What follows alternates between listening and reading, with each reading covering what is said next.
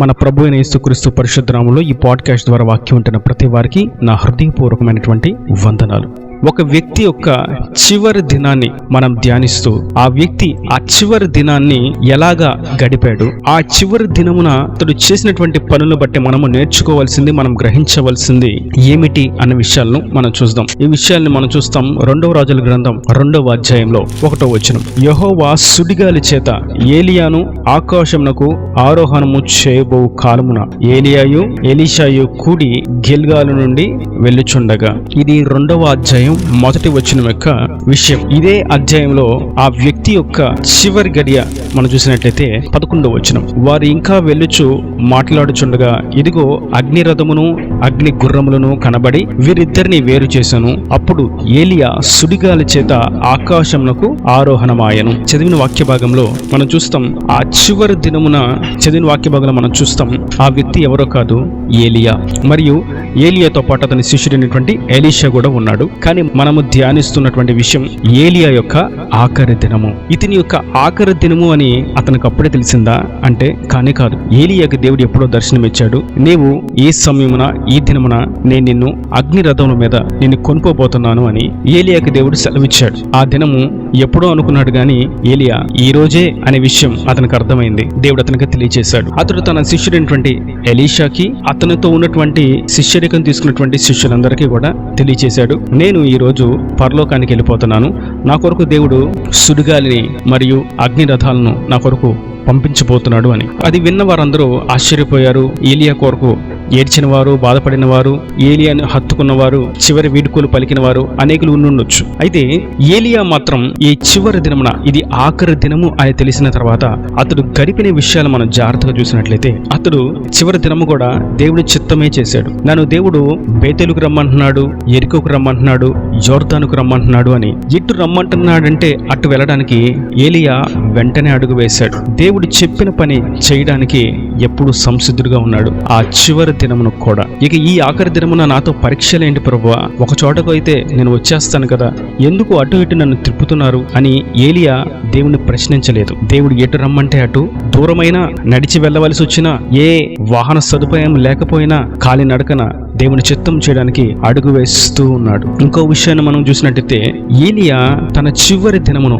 ఆఖరి దినమును పరిశుద్ధులతో గడిపాడు. అనగా తనతో ఉన్నటువంటి శిష్యులు గాని లేదా ఎలీషా గాని దేవుని యొక్క అభిషేక్తులు. దేవుని అభిషేకించిన వారు దేవుని దృష్టిలో పరిశుద్ధులు. ఈ పరిశుద్ధులతోనే ఏలియా తన చివరి దినమును గడిపాడు. ఇది నాకు చివరి దినము, నేను చూడవలసినవి అనేకమైనటువంటివి ఉన్నాయి, ఎన్నో రమ్యకరమైనటువంటి విషయాలు ఉన్నాయి, నేను చూడాలి, ఎంతో మంది ప్రముఖులు నాకు తెలుసు, వారిని కలవాలి, నాకు ఎన్నో ఆస్తిపాస్తులు ఉన్నాయి, వాటిని అప్పగించాలి అని లోక సంబంధంగా ఉండేటువంటి వాటి మీద ఏమాత్రము ఏలియా దృష్టి ఉంచలేదు. కానీ తనతో ఉన్నటువంటి, తనను అనుకరిస్తూ దేవుని సేవను నేర్చుకుంటూ ఉన్నటువంటి శిష్యులతో తన సమయాన్ని, తన దినమును గడిపాడు. అది అతడు పరిశుద్ధులతో గడిపినటువంటి దినం. ఏమాత్రం లోక సంబంధమైనటువంటి వారితో, అన్ని జనులతో, లోక సాంగత్యాలతో తన సమయాన్ని వృధా చేసుకోలేదు. కానీ చివరి దినం దేవుని యొక్క బిడ్డలతో గడిపాడు, భక్తులతో గడిపాడు. మరొక విషయాన్ని మనం చూస్తాం, ఏలియా దేవుని సేవలో గడిపాడు. అతని యొక్క ఆఖరి దినాన్ని దేవుని సేవలోనే గడిపాడు. లోకంలో ఉన్నటువంటి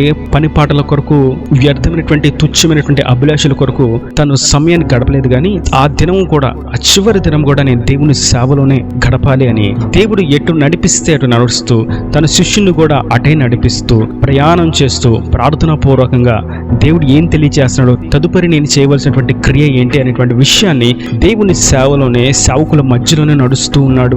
బేతేలుకు వెళ్ళినా, ఎరుకోకు వెళ్ళినా, గిల్గాలకు వెళ్ళినా, యొర్దానుకు వెళ్ళినా, ఎక్కడికి వెళ్ళినా అక్కడ అందరూ కూడా దేవుని శిష్యులే ఉన్నారు. శిష్యులకు తారసపడుతూ, శిష్యులను దర్శిస్తూ, వారితో మాట్లాడుతూ, వారికి చివరి వీడ్కోలు తెలియచేస్తూ, వారిని ధైర్యపరుస్తూ, పురుకొలుపుతూ చివరి దినాన్ని దేవుని సేవలోనే గడిపాడు. వారిని పురుకొలుపుతున్నాడు, ధైర్యపరుస్తున్నాడు, వాక్యోపదేశాన్ని అందిస్తున్నాడు, నడిపిస్తూ ఉన్నాడు. ఇది చివరి దినము అని మరికొన్ని శ్రేష్టమైనటువంటి విషయాలు తెలియజేసి ఉండొచ్చు. ఏదేమైనప్పటికీ దేవుని సేవలోనే చివరి దినమును గడిపాడు ఏలియా. మరొక విషయాన్ని మనం చూస్తాం, అతడు చివరి దినమును ఎలా గడిపాడంటే అతనితో ఆ యొక్క అభిషేకం, ఆ యొక్క పరిచర్య ఆగిపోయే విధంగా అస్సలు గడపలేదు. అతని తర్వాత అదే అభిషేకం తనలో నుండి వేరుపారుతూ దేవుని పరిచర్య ఆయన రాకడ పర్యంతం ఘనంగా ప్రభావవంతంగా జరగాలని తన యొక్క సేవా విధానాలన్నీ తనతో ఉన్నటువంటి శిష్యుడైనటువంటి ఎలీషాకి ఏలియా అన్ని నేర్పించాడు. మరియు అతడు ఆకాశమునకు కొనుపోబోతున్నప్పుడు అతని యొక్క అంగి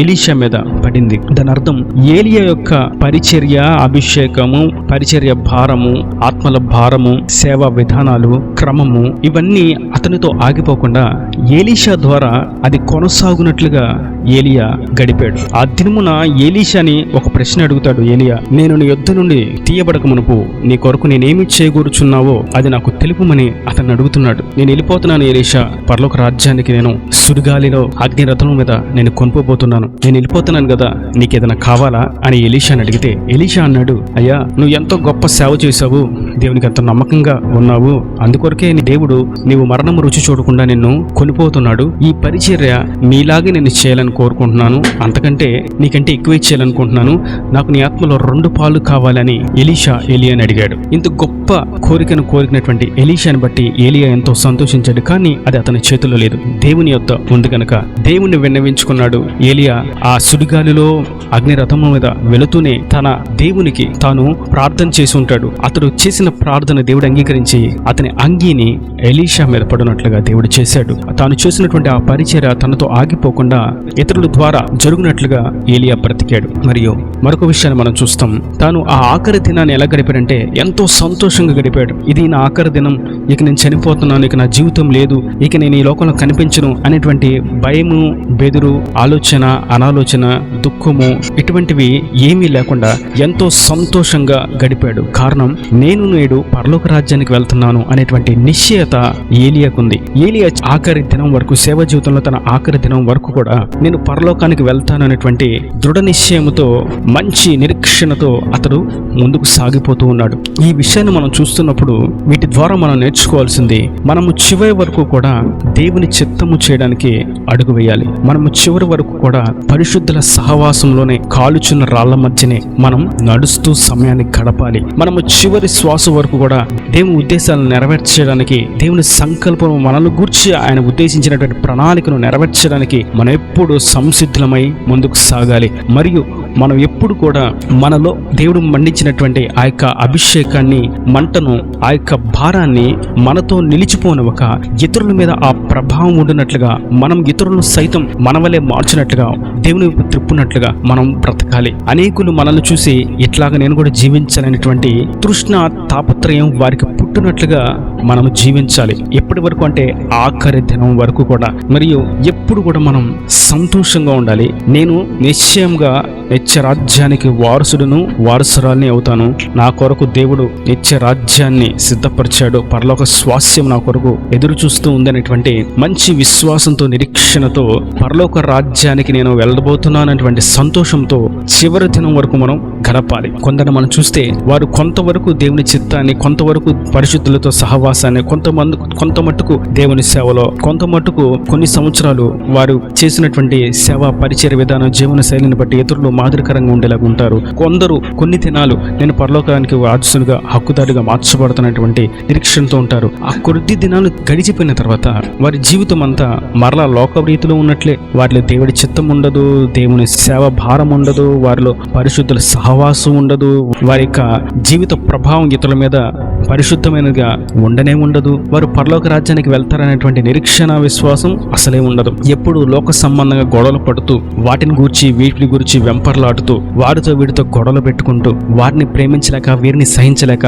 సహవాసం నుంచి దూరం అయిపోతూ, దేవుని చిత్తం ఏంటో గ్రహించలేక, సన్నిధి నుంచి దూరం అయిపోయి, దేవుని చిత్తానికి దూరం అయిపోయి, పరిశుద్ధుల సహవాసానికి దూరం అయిపోయి, లోకానికి చేరువైపోయి వీరు తొందరపడుతూ ఉంటారు. కారణం ఏంటంటే ఆఖరి దినం వరకు, ఆ అంత్య దినం వరకు స్థిర విశ్వాసంతో దేవుని చిత్తాన్ని నెరవేర్చడానికి, ఆయన సంకల్పంలో మనం స్థిరంగా ఉండడానికి మనం నిశ్చయించుకొని కదలక నిత్యము నుంచి సియోను కొండవలె ఉండాలనేటువంటి విషయాన్ని ప్రక్కన పెడతారు. ఆ సమయంలో ఏలియా మనకు ఒక మంచి మాదిరి.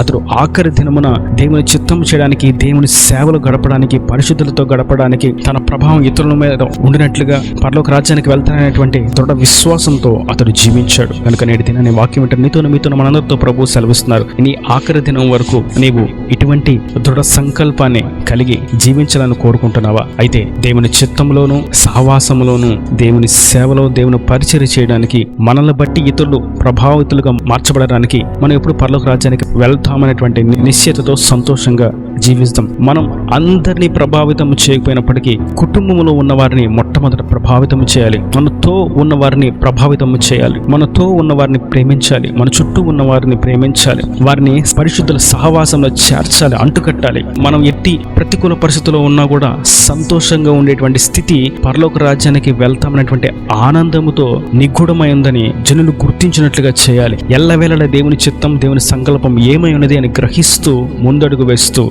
వెళ్ళాలి. దేవుడు నేటి దినాన్ని మనకు సెలవిసినటువంటి అతి శ్రేష్టమైనటువంటి ఈ యొక్క వాక్య పఠనాన్ని మనం అంత్య దినం వరకు, ఆఖరి దినం వరకు కొనసాగించుదాం. దేవుడు మన కొరకు నిర్ణయించినటువంటి ఆ ఉద్దేశాలన్నీ సంపూర్ణంగా నెరవేర్చుదాం. దేవుని కౌగిల్లోకి పరలోక రాజ్యానికి వారసులుగా, హక్కుదారులుగా మార్చబడదాం. ఈయన దేవుని మాటల ప్రతి వాని హృదయంలో మీరు కట్టి ఫలింపు చేయను గాక. ఆమేన్. God bless you. తలలు వంచి కన్నులు మూసటితే మీ కొరకు చిన్న ప్రార్థన. ప్రేమ స్వరూపి కరుణ కటాక్షంగా తండ్రి నా ప్రభువా, ఈ వాక్యాన్ని ప్రతి బిడ్డను మీరు జ్ఞాపకం చేసుకుని నలుగా దీవించండి. ఏలియాను మా ఎదుట పెట్టి ప్రభువా, ఏలియా ఆఖరి దినమున ఎలాగ జీవించాడు, తన యొక్క జీవన విధానం ఎలా ఉంది, తన యొక్క ఆధ్యాత్మిక స్థితి ఎలా ఉంది, తన సేవా భారం ఎలా ఉంది, తను ఆ దినమును ఎలా గడిపాడని మాకు తెలియచేస్తూ అట్టి విధంగా మేము కూడా చివరి దినం వరకు కూడా, ఆఖరి దినం వరకు కూడా, ఆఖరి రోజు వరకు కూడా అట్టి విధంగా మేము జీవించాలని సెలవిచ్చారు. వాక్యాన్ని ప్రతి ఒక్క బిడ్డ మీరు జ్ఞాపకం చేసుకోండి. వారందరూ కూడా ఆఖరి దినం వరకు నీ చిత్తము చేయడానికి కుటుంబంలో వారందరినీ నీ వైపు త్రిప్పే విధంగా, బంధువులందరినీ నీ వైపు త్రిప్పే విధంగా మాదిరికరమైనటువంటి జీవితాన్ని జీవించినట్లుగా, నీ యొక్క ఉద్దేశాన్ని, సంకల్పాన్ని ఎరిగి నడుచున్నట్లుగా, ఇంకను ఎప్పుడు సంతోషాన్ని వారిలో ఉంచి నడిపించండి. వారికి కావలసిన సమస్త కొరతలు, కొదువులు తీసివేసి సమృద్ధిని దయచేసి అక్కడ రాజ్యానికి సిద్ధపరచమని యేసు పరిశుద్ధ నామమున ప్రార్థించి వేడుకుంటున్నాను తండ్రి.